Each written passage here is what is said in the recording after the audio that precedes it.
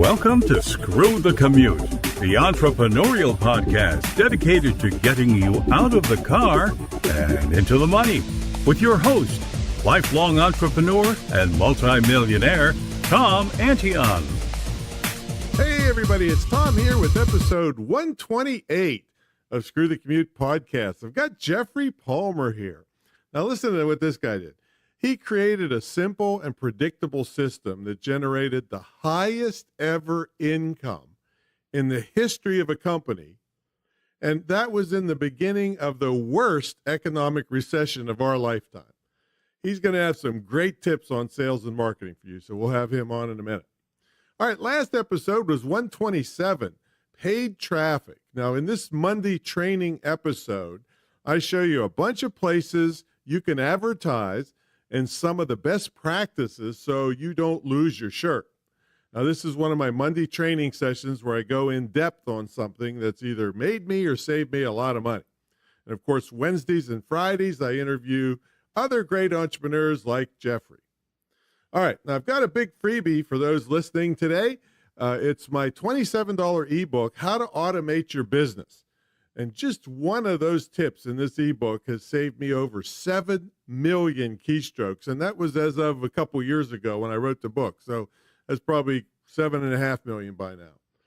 And I also have another little extra surprise for you over there. So check it out at screwthecommute.com/automate free. Screwthecommute.com/automate free. All right, and remember to pick up our podcast app in the iTunes store. You can also go to screwthecommute.com/app, APP, where we have complete instructions to show you how to use all the fancy features so you can take us with you on the road. Now, also, please tell your friends about this podcast or pick a couple friends that you know are interested in business or improving their business or starting one, and tell them about the show. Because the better we do, the more freebies we can give you. All right, today's sponsor is the Distance Learning School, the Internet Marketing Training Center of Virginia. Now, did you ever wonder why tens of thousands of people like me sit home, earn legitimate money, and don't have to listen to a boss or get up and fight traffic every day? Well, it's because we have legitimate online businesses. All right, the reason I keep emphasizing the word legitimate is because there are tons of scams out there in the online world. That's why I started the only licensed and dedicated internet marketing distance learning school in the country. That's imtcva.org, and you'll have that in the show notes. But you can have, and here I go again, a legitimate lifestyle business in as little as 6 months. So check it out, and we'll have the link in the show notes. Let's see. Oh, one more thing I want to mention. We're approved by the Department of Defense for their scholarship program for military spouses. So if you know any military spouses who want to work out of their home from wherever they're deployed to, please send them my way. Appreciate it. All right, let's get to the main event. Jeff Palmer is the founder of Case Acceptance Academy, which specializes in training dental offices and their teams how to increase their case acceptance. Now, case acceptance means he teaches dentists and their teams a hyper-effective and systematic method to ethically sell dentistry in a way that increases their revenue and profit and simultaneously creates an amazing patient experience. And I've seen some of his training, and I'd have to say some of his tips would work for any of our businesses, and I hope he lays some of them on us. So, Jeffrey, are you ready to screw? The commute. I'm always ready to screw the commute. All right. Yeah, and you've been doing it for a while, haven't you? I've been doing it for a while. So tell us what you're doing now, and then we'll take you back and see how you got here and see how you transitioned to your own business. So what exactly are you doing for dentists? And some of the tips, like I said, I saw in your training could apply to any business, right? Yep, exactly. So what I do, and my background is in marketing and sales, is I teach dentists how to set up a predictable sales funnel because they are licensed dentists, and that's what you need to do in order to do dentistry well. However, dentistry, like any other business is a business and there is a sale involved in the process, and there's a lot of marketing they do as well. Anybody that exists in the United States knows that dentists market nowadays. So I teach them a predictable way of how to set up a sales funnel so that it results in a great experience for the patient and high revenue for the office. So how do you reconcile those two things? What about the sales process makes it really good for the patient?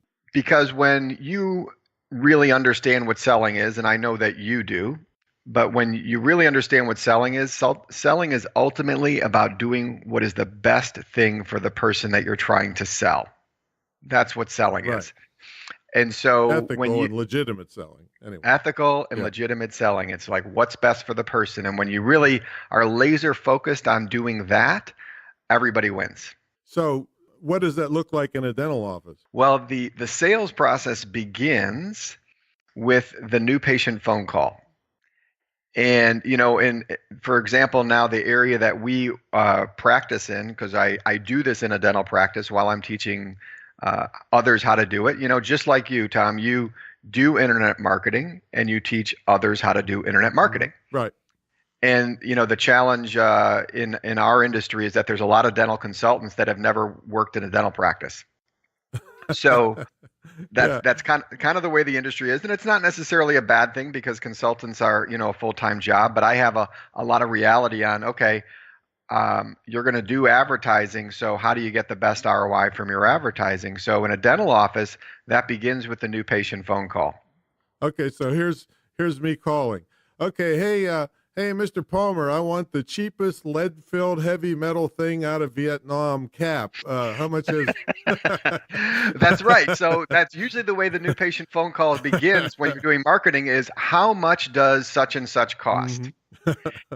How much does such and such cost? And when the receptionist, who basically is a receptionist, answers the question such as, well, that cost $1,000, or they're also trained to say, well, I can't give out any prices over the phone. One of those extremes, the person usually hangs up the phone and they move on to the next person. Right, because $1,000 for a $12 cap out of Vietnam is outrageous. Yeah, pretty much it is, and we don't do any dentistry from other countries here. Yeah, but that's pretty much on top of mind of a lot of the consumers is price. They're price conscious, but in reality, they really want good care. They just don't know what other questions to ask. So they say, well, how much is A? Right. And that happens in a lot of businesses, not just dentistry, for sure. Absolutely. And that's what I do is I just equip the front desk team with the right tools to be able to handle those types of questions so that they can ultimately get them in the office, because that's what you want your marketing to do, is you want it to bring in patients. But if they don't handle that phone call correctly, they will either not schedule or they will schedule and then not show up. Right. Just as, even worse, because you took a slot for somebody and now you lost that time. That's right, because there's only and this is what patients don't understand, is that there's only a finite number of units available in that schedule. So if you don't show up, there's nobody there, and the office loses out, which is why it's so frustrating for the office. Yeah, and I noticed you didn't call I guess you'd call it a guide for the person to take that phone call, a script, because tell us why you don't want to call something a script. Well, because you can't script out a sales call. I mean, you can frame it. A lot of people try. You try, but then the patient doesn't have a script, so then you basically get all tripped up because the patient's not doing what they're supposed to do. Yeah. Wait, you're supposed to say this right here. Wait a minute. Yeah, exactly. And then they come in and they're just supposed to magically whip out their credit card as soon as you say this, right? Right. It doesn't work that way. It's really a guide, and I've listened to the hundreds and hundreds of phone calls, and I've trained hundreds and hundreds of people, and I've done it myself, and it always is going to go in a certain way. It really doesn't vary too much, so we can really guide it. And when you understand that framework, it becomes a lot of fun. All right, so tell us about this, how in the worst economic period you took this one business to super high sales. set I all was up. work. Yep. So I was working for a company that trained dentists and other healthcare professionals on how to run their practice like a business, and I was doing that for 15 years. And one of the main things that I did for that So company as a job, that was as the a job, job, right? that Okay. was the longest job I've had. I have had a Okay. lot of jobs, but that was the longest one. I worked there for 15 years, and I learned how to sell at that company. And I was selling dentist training over the phone. This was before the internet. Hmm. Started in 1994, and so I did a lot of telephone sales and face-to-face sales and selling doctors on how to improve their business. And I really learned how to help people. That's what selling was. And so after 15 years of doing that, by 2009, by the time that rolled around, it was time for me to do something else. And I called up my father-in-law, who was he was a dentist and a client at the company. I'd actually signed him up at the company years earlier. Before he was your father-in-law, or after? Before he was my father-in-law. So did you Yep. make him throw in his daughter in the deal, or what was? No, no, that was she. She came along willingly. She, Okay. she she came along willingly. I All actually right. hired her to work at the company years later, and so technically she started out. I was her boss, and eventually we ended up getting together. I wonder And who's the boss now. yeah, no comment. Yeah. And so this was, January, February of 2009, and the economy had pretty much, Thanks. Yep. fell apart in 2008. And what did that mean for the dental profession is that a lot of people were financing things in the 2000s, early 2000s, and dentistry was no different. People would finance their dental work. They would take the money out of their house. They would use third-party lenders. Well, in 2008, pretty much all of that dried up. Hmm. And so my father-in-law's practice was really on the downswing because they made half their revenue in 2008 from third-party financing.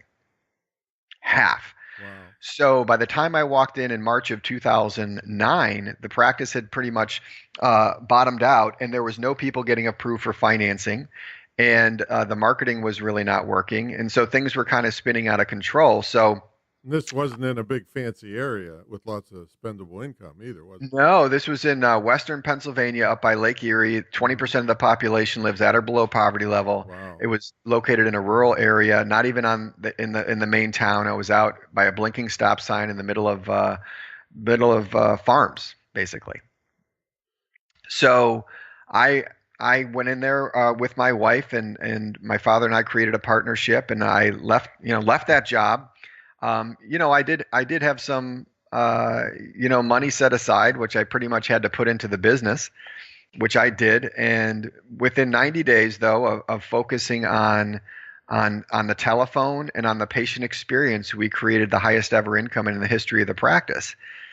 And In the so worst economy that you could come up with, the worst economy, and not the greatest high income area. Jeez. not the greatest high income I area. mean, that No, like quadruples what you just did. I mean, because if you were in a high income area and the economy wasn't that bad, okay, that's pretty cool that you did it, but it wasn't phenomenal. This right. sounds phenomenal.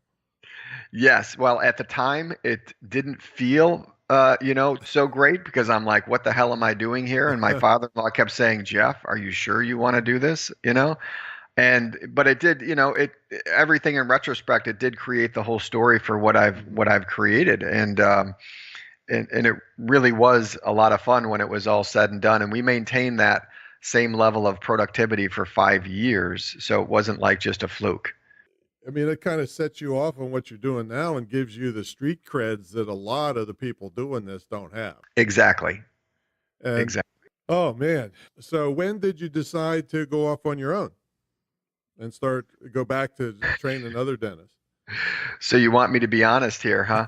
I love the company that I was working for, but whenever you're working for a company, you're always like, well, if it were my company, Uh-huh. I would do things this way.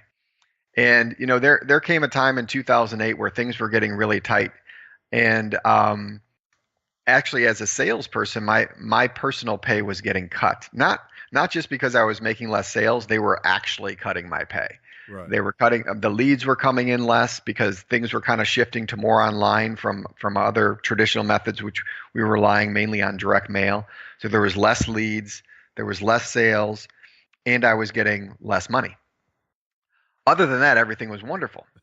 Uh, and and so they're just amongst other factors.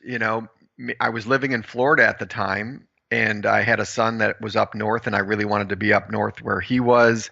So there was just a multitude of factors, whether be the growth opportunity because I was doing the same thing for 15 years. I really wanted to do something else.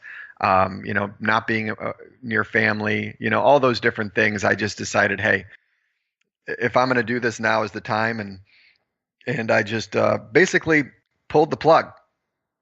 Now, are you still involved in the Western Pennsylvania business?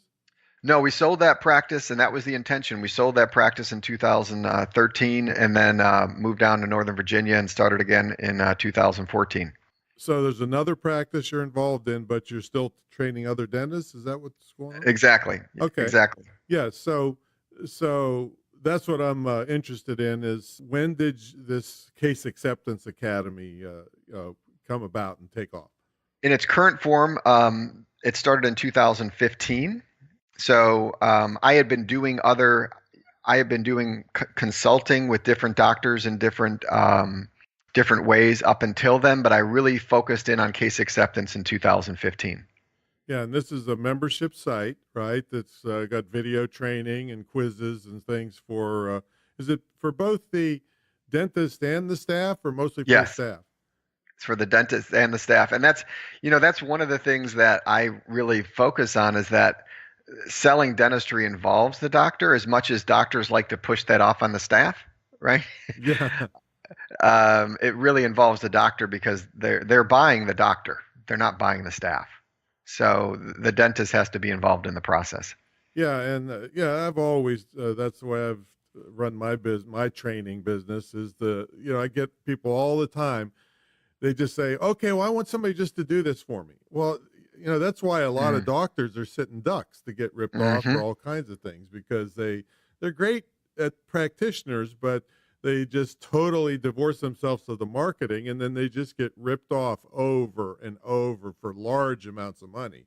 So, yeah, they need to be involved in this, and any principal needs to be involved in their business unless they're a giant corporation. Then you got plenty of resources, but most of the small businesses, you need to be involved. Exactly. And that's part of what I do is help simplify what that involvement means in turn of teaching them exactly the numbers to watch in a finite way so that they can really influence how they're doing. All right, so let's go back to this opening call. How long does it normally take because some of the places they teach you to get off the phone as fast as possible. Just get the appointment and get on with it. Yeah. So the opening call usually takes about 5 to 10 minutes.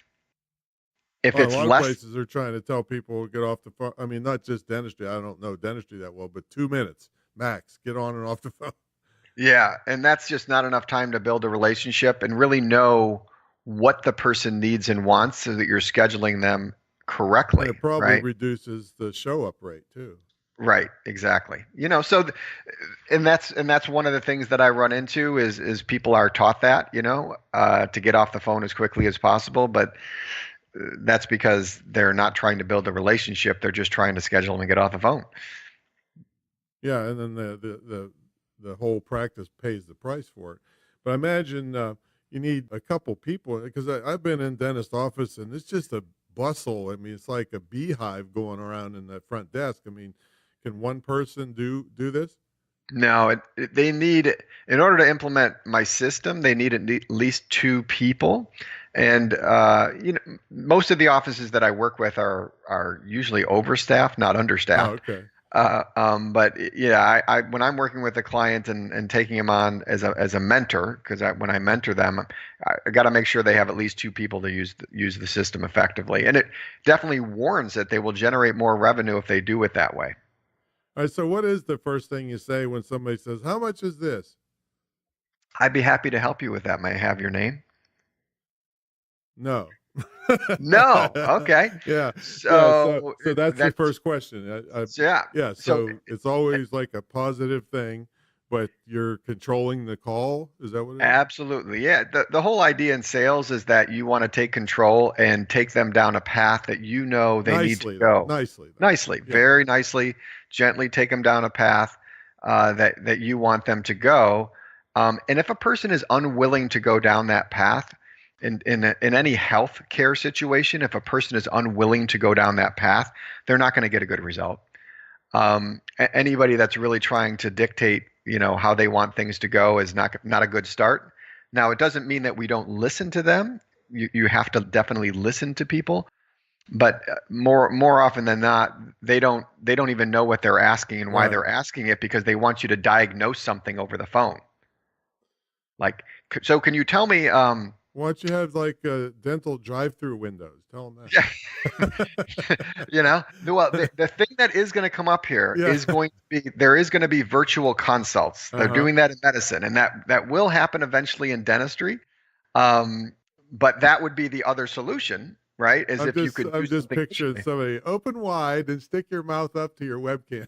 Exactly, and that so kind of a funny story. One of the front desk people I was training for my own office, she said she worked for this doctor. He was an old crotchety guy, and when somebody would say, "So how much is it going to cost to fix my tooth?" Because this is what they call an ask, and the doctor would say, "Wait a second, hold on, open up wide so I can see."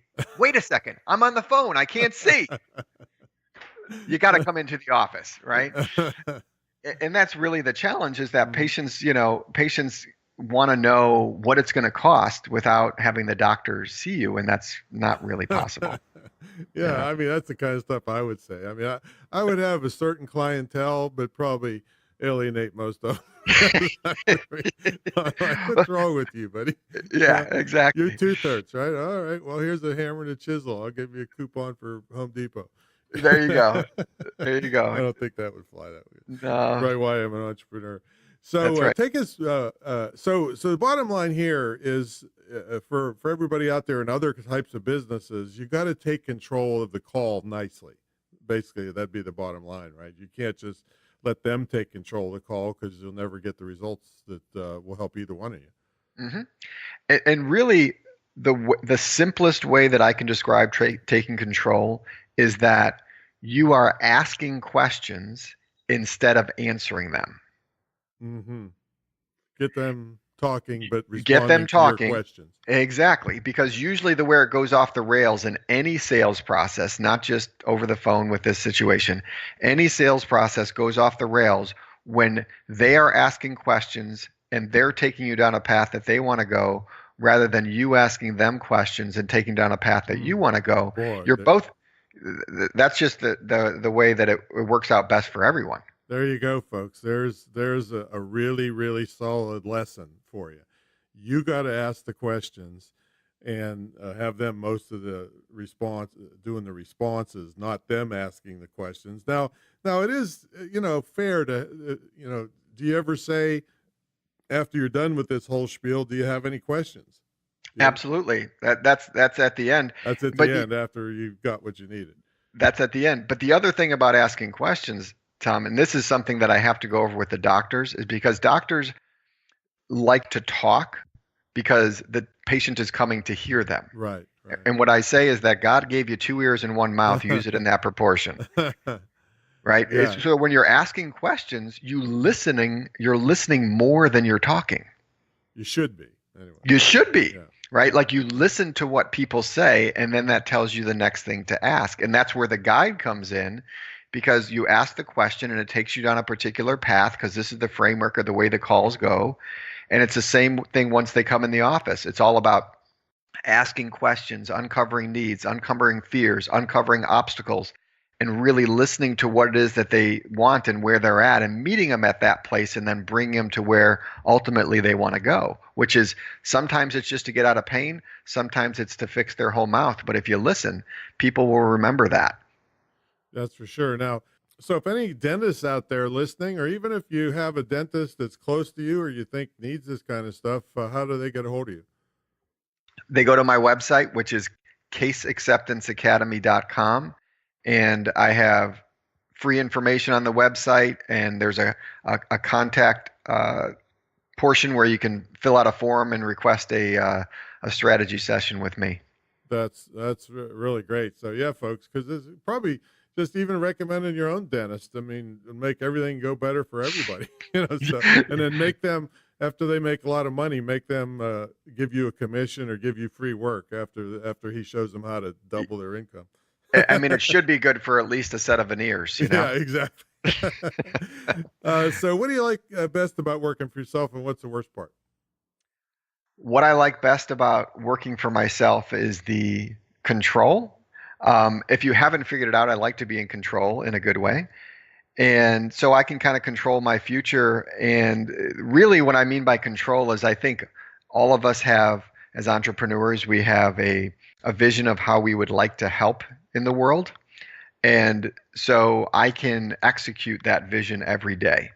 And the thing that really excites me is when I'm training someone and I can see that they get it and they get the result. Like that's my nirvana, that's my bliss, that's where that time stands still.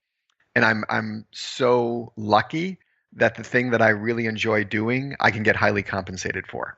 Yeah, and there's various methods that they can work with you, right? Different levels. Yep, I do video training, I do live events, and I also do in-office mentorships where I'll go into their office, train them, and help them to implement it in their office. Do you actually take any of the calls and let them watch you, or you make them do it? That's not a bad idea, but the way that we address that is, I have some recorded calls, but we record most everybody that's doing marketing these days records their inbound phone calls. Right. And so we review and critique their calls and give them feedback in a very non-threatening way. There's a company out there now that likes to do mystery calls and kind of invalidate the person as a training method. We're very careful just to say, hey, look, here's the guide. Here's what you did. These are the points to fix it. Listen to the call. And that's the way we all learn, is by getting feedback. And so you give them the right feedback, and that's how we do the training. Yeah, it probably wouldn't work too well if you ragged on them so bad they all quit. No. Well, my overhead went down, but yeah, no, that doesn't work. But I have been in situations where I've been in office training, and we go over it, and the doctor will basically go over with the person in front of everyone how horrible they did, and there's an old management saying that goes, praise in public, right. Criticize in private. Right. Oh man. So. All right, well, we got to take a break from our sponsor, but when we come back, we're going to ask Jeff what's a typical day look like for him and how he stays motivated. Today, almost 2 billion of you will go online, retrieving over 100 billion searches for information, goods, and services, and 6 million of you will view a page on the internet before this commercial is over. The world has changed, and so has the way we do business. At the Internet Marketing Training Center, you can study online at your pace to fit your schedule, and you can graduate with the skills and knowledge to compete in the global marketplace or start your own home-based business. Call us today or go online at imtcva.org because it's about time. Yours. All right, we're back after the break with Jeffrey Palmer. He is a really, really luminary in the dental arena by helping dentists increase their case acceptance, it's called, I guess technically, but also give a great patient experience, because if they go hand in hand, everybody's going to be happy. It's one of the classic win-wins. So Jeff, what's a typical day look like for you? Well, I do actually have a commute, but it's relatively short considering where I live. I live in Northern Virginia, which I know you're familiar with this area, and the traffic is. So a quarter-mile commute could be, 3 hours? Well, it's not like an LA commute. It's more like everything's very spread out here, and so you can get stuck in a lot of traffic. So I live very close to where I work, so I have about a 15-minute commute, which is great, because I get to listen to all my training when I commute, right? So that's my rolling university. Yeah. So that's my rolling university. Otherwise, it probably wouldn't get done. And so I commute. It's about 10 or 15 minutes, and I have an office. You have an office in the house too, don't you? I have an office in the house, but I have dogs, so they bark a lot. Yeah, well, see, I'd have dogs too, but I get away with it. So I'm not Yeah. talking to dentists. Most of the Yeah, time. exactly. No, I do see, and that's the thing. I really doing virtual coaching has revolutionized my business. Mm-hmm. I do travel. I do go to offices, but I do a lot of my coaching virtually, and I do that from my office. And I also oversee the dental office, so it's in the same complex. So what time you get up in the morning and you work out, you keep in shape? 6 What do you a.m. do? Yep, 6 a.m. Most days, 6 a.m. Some working out, gratitude, coffee, and then set up my day and take off for the office after I make my morning smoothie bullet. So what if coffee disappeared off the face of the earth? Would you fall apart? Probably not. I've gone without it. It's just one of those, one of those pleasures. Good for you. Yeah. All right. really- So how do you stay motivated? Because Well, so you're doing that in a practice that you're part of, right? right. But this other thing, are they separate business entities? Yes. Okay. So you Absolutely. are an entrepreneur with all the training for other dentists is separate from your work in Absolutely. in the firm. Okay.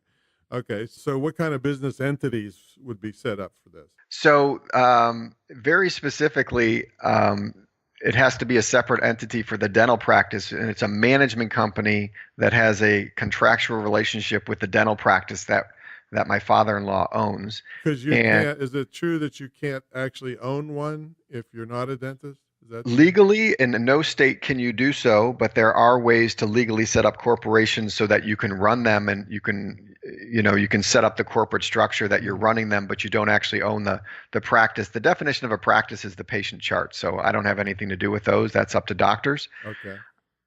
So I help with the management, and then we're also a lot of my time is spent looking at other dental practices to buy, and we're actually in the process of hopefully closing on another one next week. Now, how do you pick them? You say, "Oh, they're really pitiful, and we could make them great if we With that, got 'em yeah, cheap." and I do the exact same thing that I do for clients. I evaluate the numbers, I look at the practice overall, and then figure out what the potential is. And I am looking for practices that are a little bit more distressed or have Right, opportunity. yeah, because it's So, gonna be cheaper. Yeah. yep, exactly. And then we build them up, and that's one source of revenue and Are you building increasing. them up to keep them or to turn them over to sell Eventually, it will be to sell them.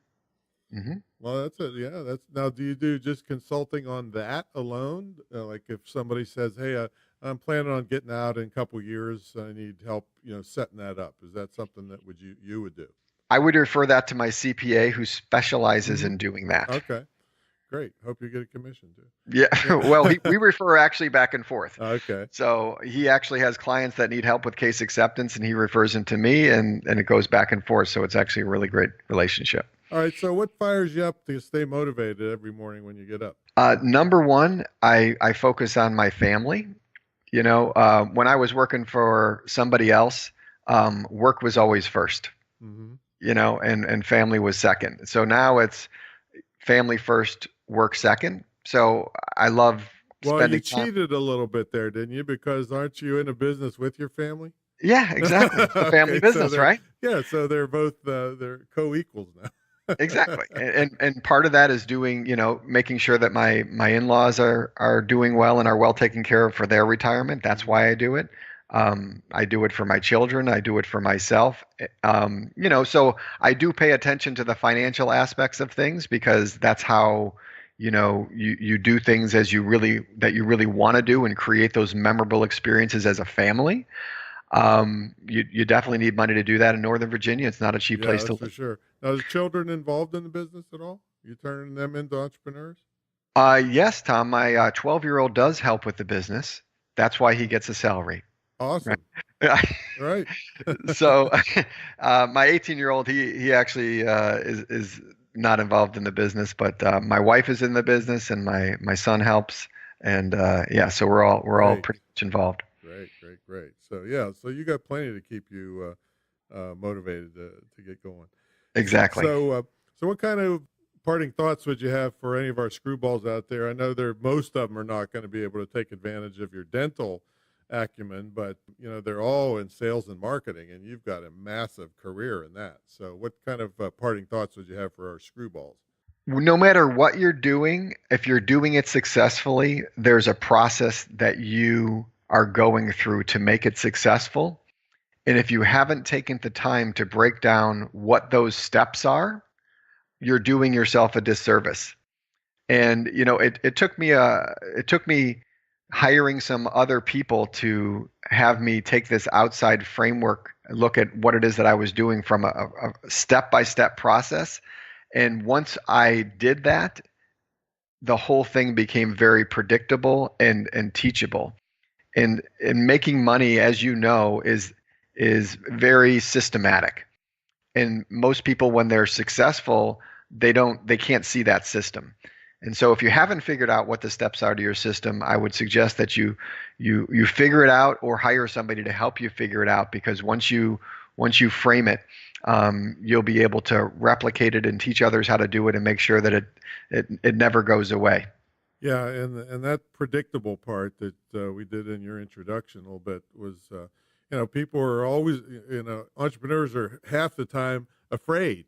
Oh, gee, if it doesn't come in, but you've created a systematic thing where you can predict what you're going to make, right? Yeah.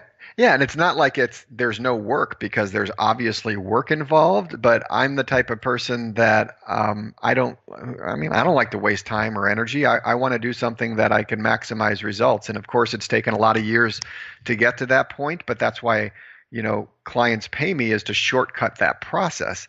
And I think that anybody's available to do that, or has that available to do that, if they just take the time to really step back and observe what they do.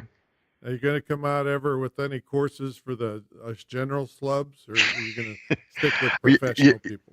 I have this motto that says a niche will make you rich. Yep.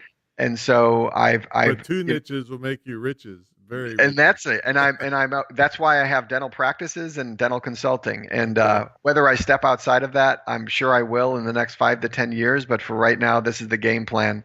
And I'm in execution mode, which is part of the reason why I'm working with you. All right. Well, great. So some big takeaways from this call is that when you are selling on the phone, you got to take control of the call, and whatever that means for you is, in general, Jeffrey said, to be listening or asking questions and then listening, and not let them take control of the call. And then systematize things. Once you find out what's working, get it into a predictable system so that you're not freaking out all the time, wondering where the money's going to come to pay the bills. So thanks so much for these great insights, Jeff. You're welcome. My pleasure. All right. So everybody, this has been, and we'll have Case Acceptance Academy and how to reach Jeff in the show notes. And this has been episode 128. So if you want to pass it on to your dentist, they might be insulted, but too bad. You're the customer. Too bad. And we will catch everybody on the next episode. See you later.